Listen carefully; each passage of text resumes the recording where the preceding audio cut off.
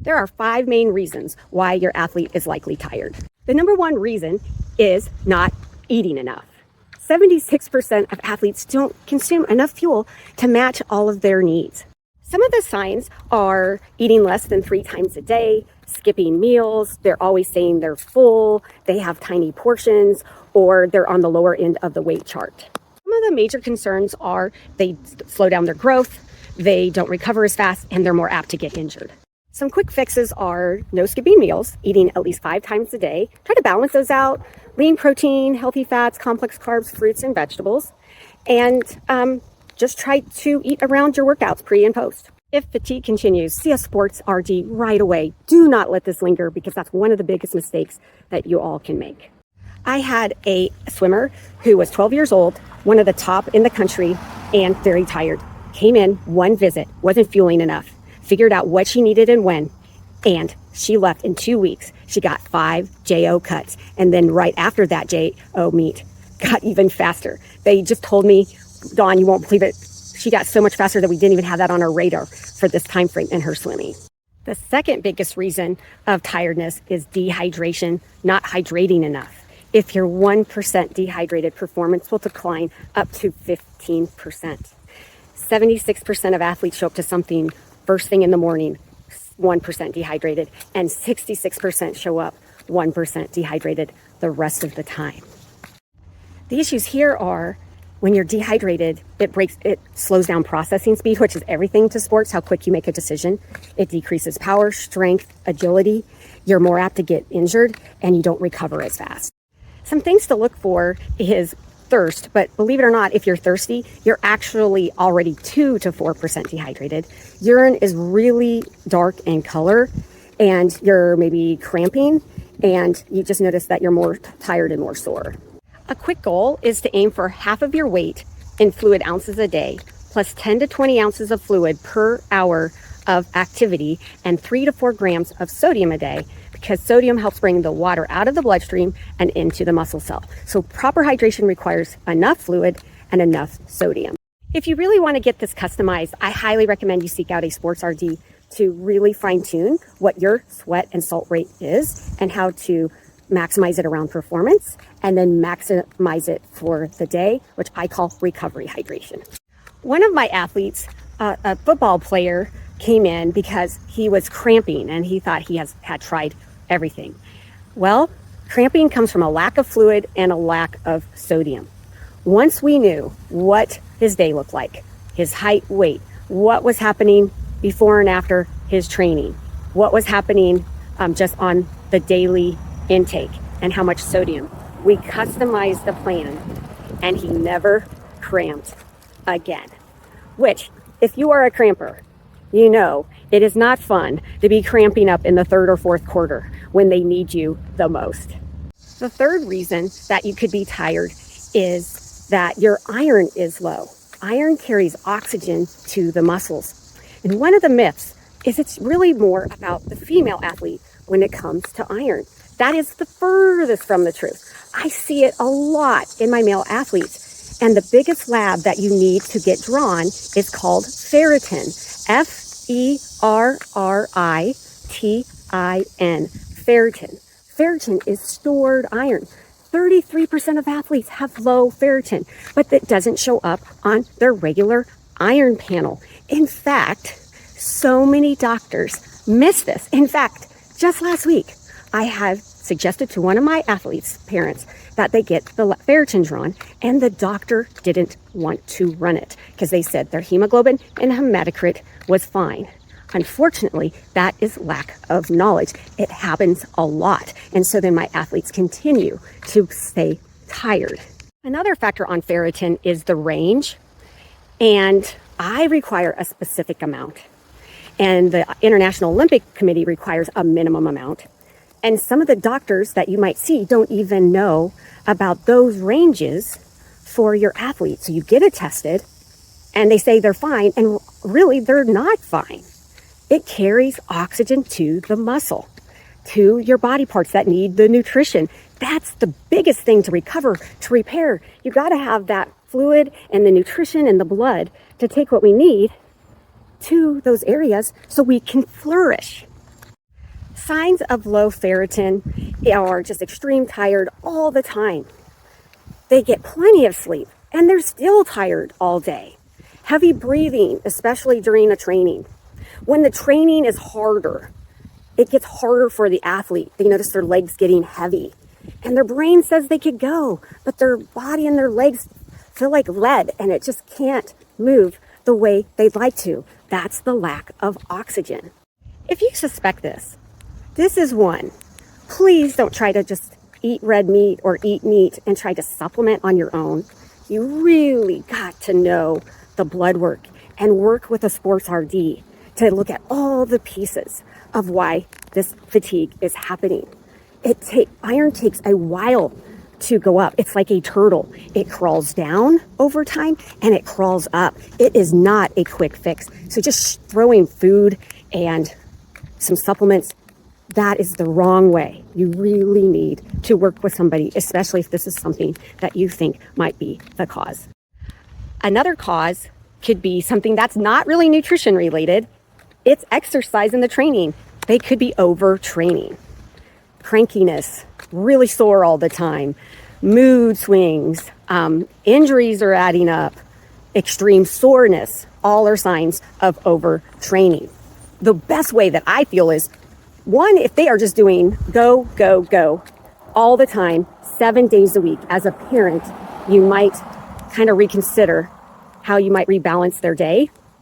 But one of the things, if you really want to know, is technology.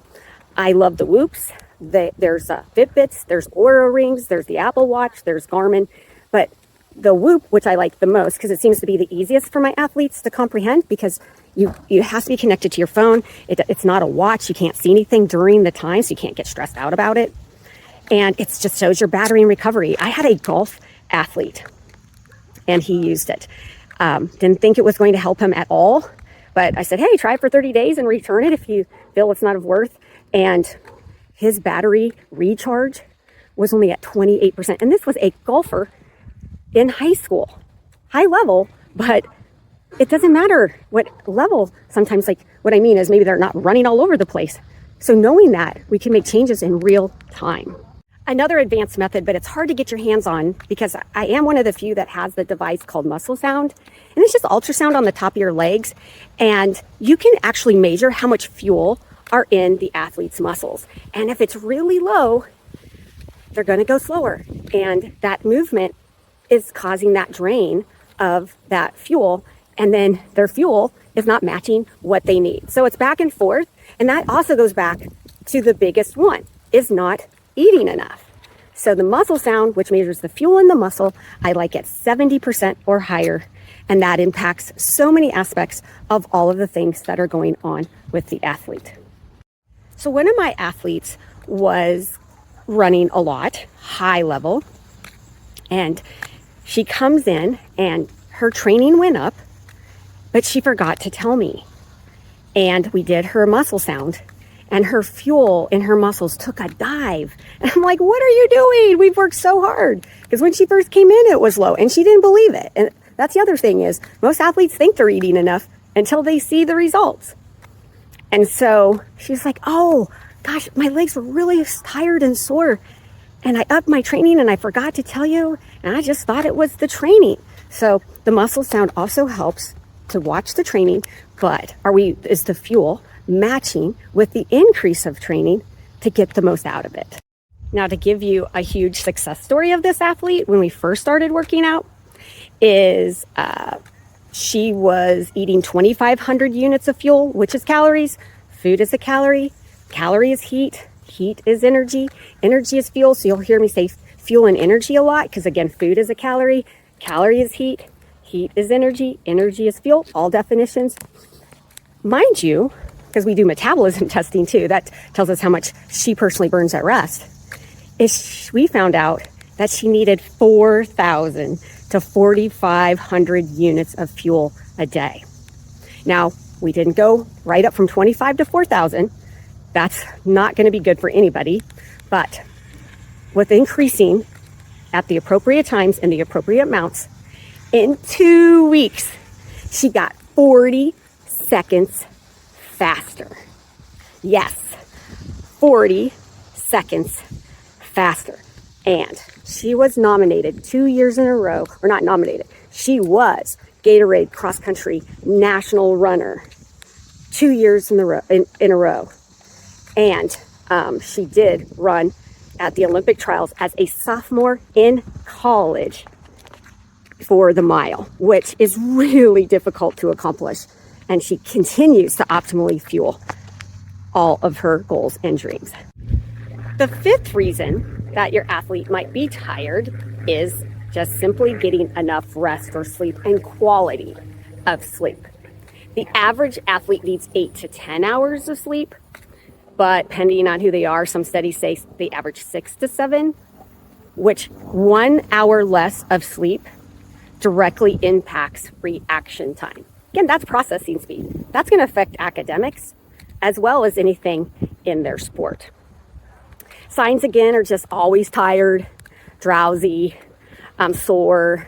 They're not happy. They're usually kind of cranky.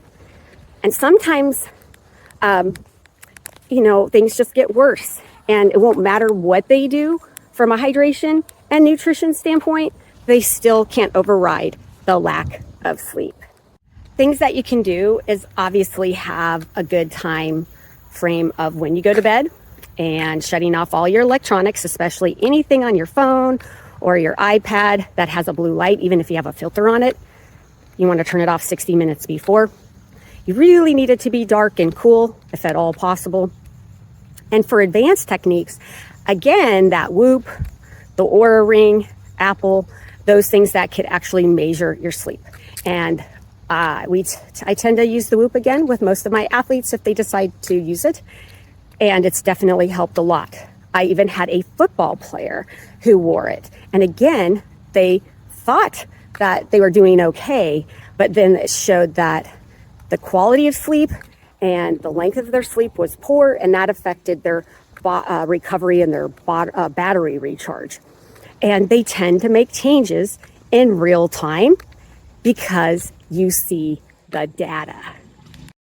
So the 5 main hidden reasons why an athlete is tired is because of fuel, not enough, not properly hydrated, their iron or / ferritin levels are not in an optimal range, overtraining and not enough recovery time, and inadequate sleep for what their needs are. You have a lot of ideas for quick fixes, but please, please, please, do not let the fatigue linger on very long. You really need to seek out some medical help or a sports RD, because the longer it goes, the worse things get and more apt to get sick or injured. And it happens at the worst time possible in their athletic season. I have a baseball player who wanted to gain more muscle and was training hard, but his nutrition was off. He wasn't eating enough of the right things at the right times. He wasn't getting enough fluid. His sleep was subpar. Just by us doing the nutrition and testing, he all of a sudden started to see results. He put on 15 pounds of lean weight, and his velo went up 4 miles per hour. That's how nutrition and testing can work and optimize all their hard work and dreams and not be tired and feel great and be alert all day. And they do better in school and they have more confidence, and you're so excited for them because they're fueling their goals and dreams. If you're wondering where to go from here or you feel kind of anxious, I'm actually offering 30-minute athlete fatigue checkups, but I only have some limited spots and they're 30 minutes each. So we would review all the 5 things that might be impacting your athlete's levels of tiredness and get you going in the right direction, whether which labs to do or which brands of supplements you might need or how much that they might need. All of that could be covered in that quick 30 minutes. So sign up in one of those limited spots if that's where you feel like you're at with your athlete. All right, you guys, we have identified the 5 things that could be causing that hidden component. Now you have the knowledge. Now you can start making those fixes and you can go achieve your goals and dreams.